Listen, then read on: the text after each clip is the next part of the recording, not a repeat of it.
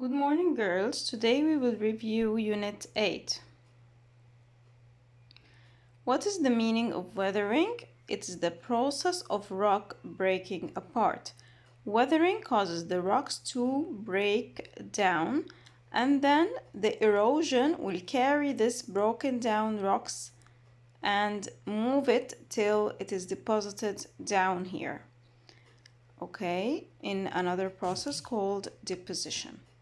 So first we have weathering. What's the meaning of weathering? It is the process of rock breaking apart. What causes these rocks to break apart? To brief it, number one, the cause is rain. While we have here the rocks, the water will collect here in the middle and then it will increase and freezes until it breaks it into two halves or split it into two halves. So the first cause of weathering is rain. Second cause is gravity, which carries huge rocks from up into down to the ground. Then we have the sand blown by the wind, which can scrape the rocks. When the sand blow, or the wind blow, it carries from it small parts of these rocks. So the first rain, second gravity, third sand blown wind. Fourth, the tree root. The tree's roots, they divide the rocks to grow down. Okay, crack the rocks to grow down. Also, we have here the animals. They dig up in the rocks to make for them shelter. Okay. Also, we have the chemicals. So what are the causes? They are rain, gravity, sand blown by wind, trees' roots, animals, and chemicals.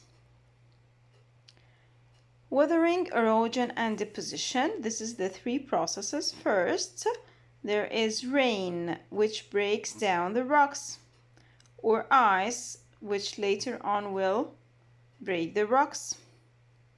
And then, what is erosion? The movement of this sediment. They will start moving down, okay, until they reach the lake or the ocean, where they deposit the dropping of the sediments in a new location. So they were at the top of the mountain or from the rain. They will break the rocks and then it will move by a process called erosion until they reach the ground by a process called deposition, the dropping of sediment or the floor of lakes and the floor of ocean. Okay, it's full of sediments or dropping of sediments in their new location.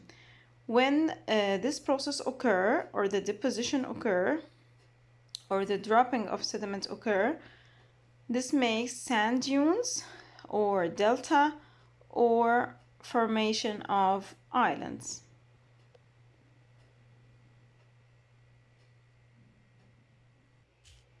Then we have the process of erosion. We said it is the movement or the moving of weathered rocks or the broken rocks from one place to another. How does this erosion occur? It occurs by water or wind or ice. Okay. Here, the huge sheets of ice are called glaciers.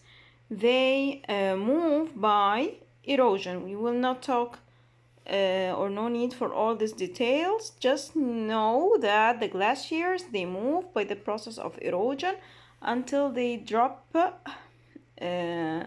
out as sediments at the bottom of the hills. When they drop off at the bottom of the hills, they are called moraines. Here, the waves that cut caves by water erosion. Okay, here's the erosion of the rocks by water. Okay, the water can erode the rocks until they make an arch, or finally all of it disappear and make us talk. Okay, so first the ice, second the water, also causes erosion.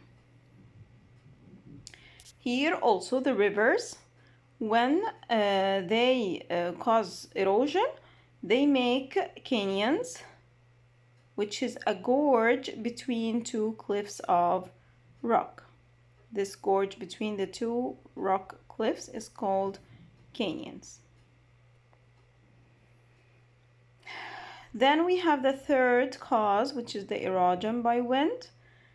The blowing wind can erode the rocks and make shapes of them, like this mushroom rocks or the arches, and also they can carry particles of the sand dunes. So erosion occurs by ice carrying the glaciers and deposit as moraines, water making arches and canyons, which is a gorge between cliffs of rock, and erosion by the wind, which makes mushroom rocks and arches and also carry them from the sand dunes. Then we have the layers of the earth, or inside the earth there is many layers. What are they? The outer layer is called the crust. It is thin, rigid rock layer. Then we have the mantle, which is the largest portion of the Earth's interior. It is 2/3 of the Earth's mass. Then the outer core, made of molten liquid metal.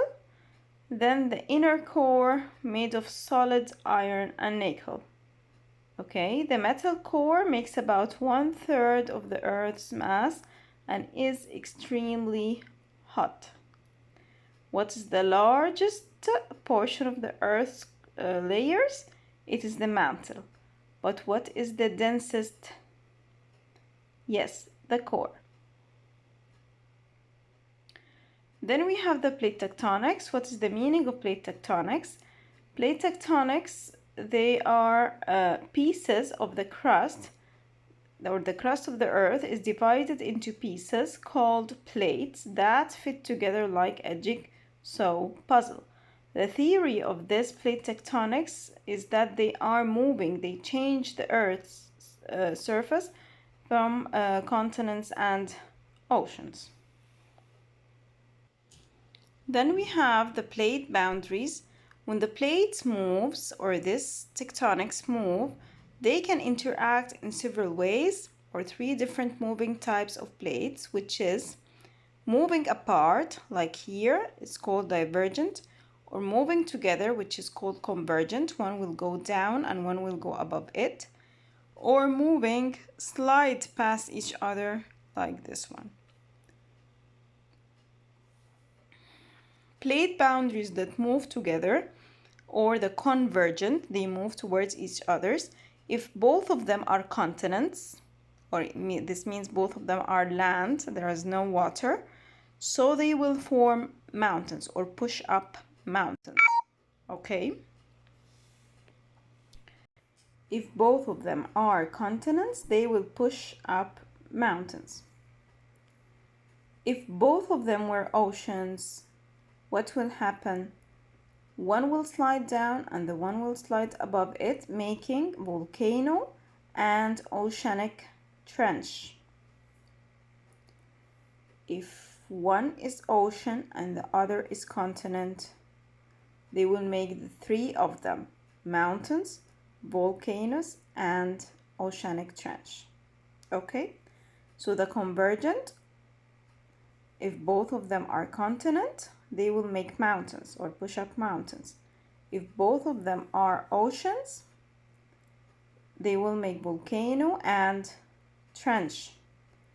If one ocean and one continent, so they will make the 3 of them: trench, volcano, and mountain. If 2 plates can slide sideways past each other's, they will make earthquakes. They will make the earthquakes. If 2 plates that they will separate or push away from each other or move away from each other, they will eventually become 2 separate land masses. Earthquakes. What are the earthquakes? It is a break in Earth's crusts where rock on one side can move in relation to rock on the other side. So what is earthquakes? They are, the fault. It is the break in the earth crust. Where is the break? Yes, that's it. The break. This is the break, which is called fault. Okay. What is the meaning of an earthquake? It is a release energy causing shaking of ground. The meaning of earthquake: released energy causing shaking of the ground. Okay. This energy, where does it come from? It comes from the focus here in the middle. Okay. And then transfer it to the surface, which is called epicenter. So the focus is the source of energy or the point of energy inside the earth where the earthquake starts or begin. Then the energy travels away till it reaches the surface. The point at the earth's surface is called epicenter. So if I asked you, what is the break? Yes, it is the fault. The break on the earth's surface is the fault. What is the point of energy that is inside the earth? The focus. Outside or on the surface of the earth? Epicenter. Okay. How can we measure this earthquake? We measure it with a device called seismograph. Just know its name, no more details. 2 points, the seismograph and the moment magnitude scale or MMS, and we have the Richter scale. Just know their names by name. Seismograph by Richter scale from 1 to 10. Moment magnitude scale or MMS also from 1 to 10. Okay. Volcanoes. What are the volcanoes? They are liquid rock below the earth crust. It's called magma. Okay, this liquid is called magma. Okay, it's below the crust.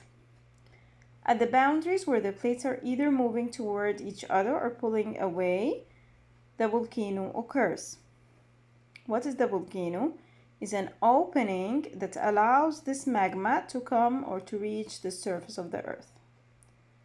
What is the lava? It is the molten rock that erupts from the volcano along with ash and hot gases. So we have the magma, which is the liquid rock inside, below the crust. Okay, then we have the volcano, which is the opening.